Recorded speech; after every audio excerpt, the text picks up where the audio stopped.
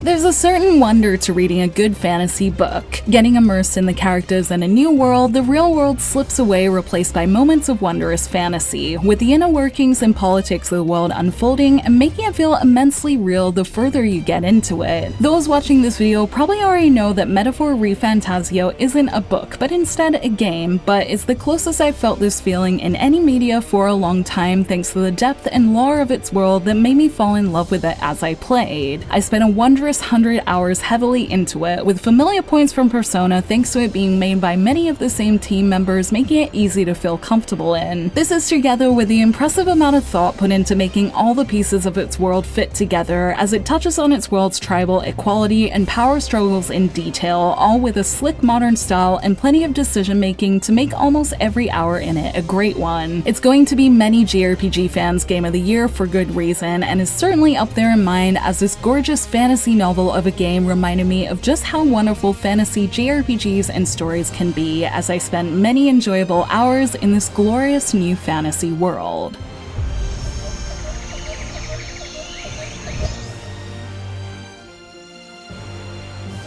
Metaphor ReFantazio is set in the world of Uchronia, a world centered around royalty, tribes, and how these things create tribulations, especially with the passing of the king resulting in unrest among the people, with no one left to ascend the throne, or so it seems, and naturally plenty of people interested in the title. The protagonist and his fairy companion Gallica start the story en route to the big city in a plan to break the curse on the secretly sleeping prince, a complicated plan that leads them to eventually journey the land with a colorful group of people, including the noble Stroll and Knight Hulkenberg from different tribes, and the protagonist part of what's considered a lesser tribe, the Elder, that gives insight into what a harsh world can be for certain people. The deep story leads up to big climaxes as they discover the power of the archetype, not unlike Personas, and bear witness to what's really going on behind the scenes of society's bigger schemes, for better and worse, as they continue with the goal of making the kingdom better. It's with those humble beginnings and themes that Metaphor ReFantazio's rich story begins, with companions to meet, history to see, and many days to pass, as a story about who will take the throne, getting justice for the prince and the king's deaths, and a great fantasy journey weaves itself with the ideals of fiction to make for a larger-than-life story to play through.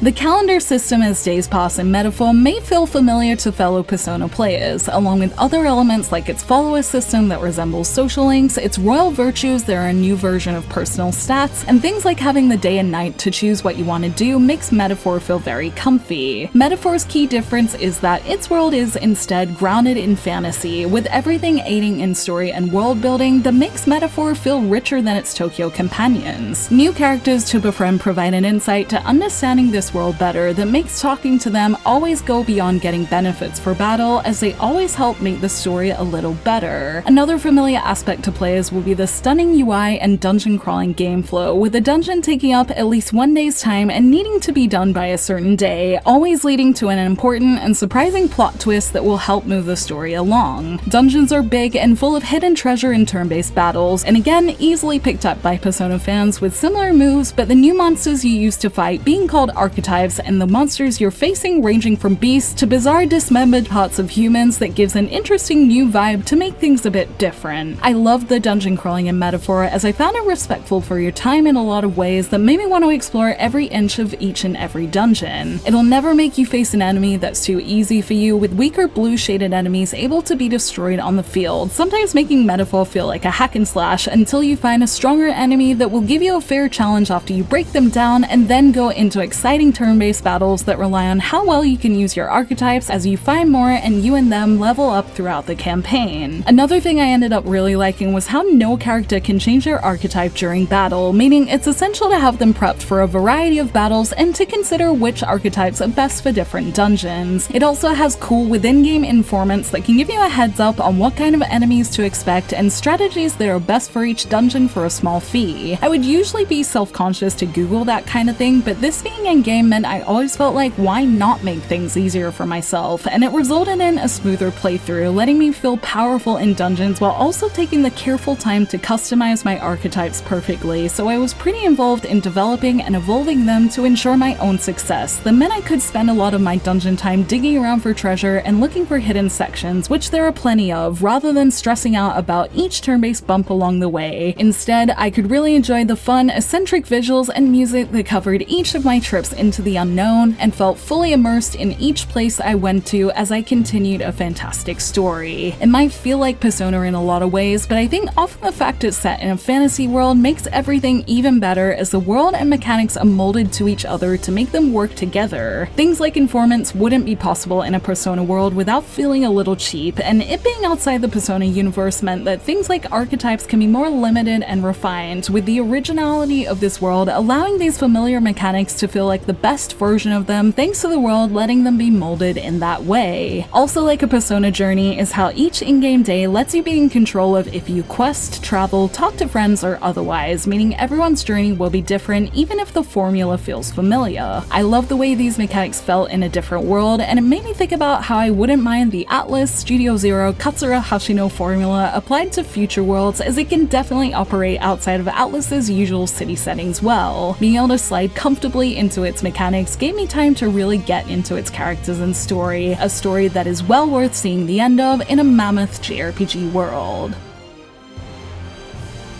Like most JRPGs, Metaphor ReFantazio grows from its humble beginnings to something much greater, with companions and enemies collected in this race to the throne in its story. Thanks to its side elements, I was definitely invested in every little new detail I learned more about, and a lot of this is thanks to how much thought was put into its design. The characters of Metaphor all play their part as members of different tribes that we get to see the treatment of change and grow throughout the story, along with also having different roles between opposing sides, like the higher-ups who run Uchronia, or the opposing side led by Luis. Some characters become quick party members and let you fall in love with their personalities quickly, like Hulkenberg and Stroll, who make for good party banter, or Yujif Haizme, whose follower storyline ended up being one of my favorites. Others have a slow burn feel and a fun will they won't they feeling for if they'll join the party. This feeling had me in tune with who I was hoping would join and wouldn't, and therefore some of the live or die moments hit really hard when they came that only made me want to keep playing more, all complemented by a highly enjoyable and English voice cast. It manages a pretty large cast of characters, big and small, brilliantly, and is worth getting to the end of, as it's even willing to honor characters who hang out in the street if you make it to its end moments. I guess for Persona fans, it might be worth keeping in mind it's much more high fantasy than the city-based world of Persona 5, so how you feel about that may affect your enjoyment, but if you love fantasy movies or otherwise, the high fantasy elements feel great in this well-built world. At the very least, it's well worth giving a try in its lengthy demo to see if you like it, and I think it's truly impressive the way Studio Zero have made a full and fascinating fantasy world without relying on a real city, and instead making an interesting world of their own that benefits from all the story parts, big and small, that make up its lengthy story campaign.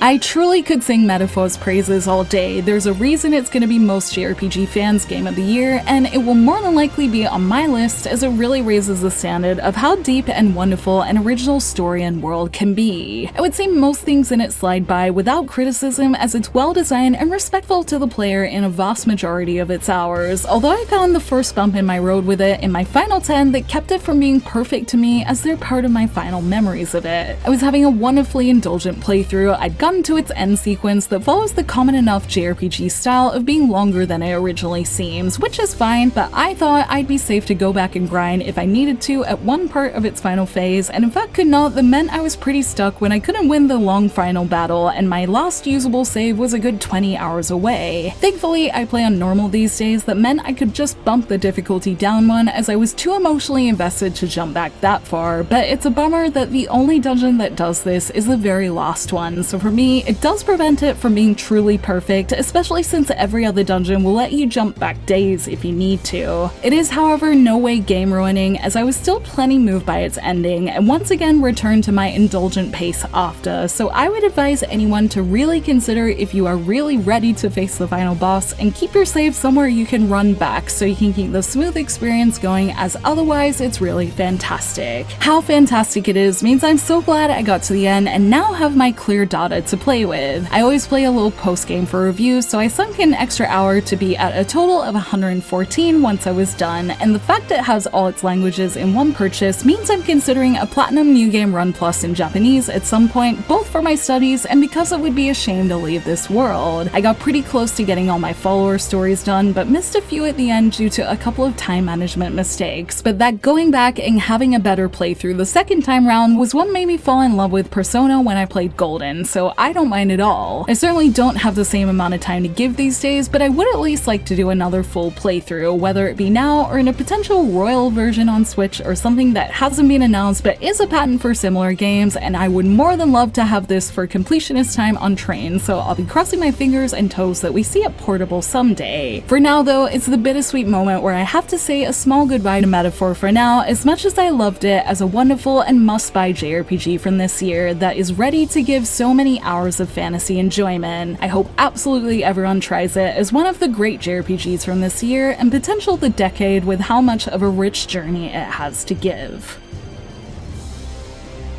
Metaphor ReFantazio was a roller coaster of deep JRPG fantasy that I didn't know I needed. It reminded me of how in-depth fantasy JRPGs can go in its well-crafted world of unique tribes and people that come together for a single cause, and the way the dynamics of the world around them impacts it, all feeling slick as ever with director Hashino's familiar stylish touch and small mechanics to make it all feel even better, feeling like a world I touch almost every part of in some way because I loved being in it. If you're a Persona fan, you need to play it. If you love fantasy games, you need to play it, as it's true fantasy JRPG cinema at its finest. It's an absolute pleasure to play, let alone to receive from Sega to review, and is basically in my top 10 games of all time and will stay rent-free in my mind for a while as a wondrous world of fantasy that's reminded me of the joy in them, and the whole experience has me excited and curious for when we'll see another world that manages to hit this level of quality in a fantasy game, as this one has raised the standard for how rich and wonderful these games can be. Thank you for watching this video. Let me know in the comments below if you tried Metaphor, and if you have, what did you think of it? You can like and share this video if you enjoyed it, subscribe to my channel for more JRPG content like this, and ring that bell to get notifications on whenever I post so you don't miss a thing. You can check out more videos here, and you can find me on social media on X, Facebook, and Instagram, all at JRPG Jungle. Links to those will be in the description below. Thank you so much to Sega for the code, and until next time, thank you. Bye!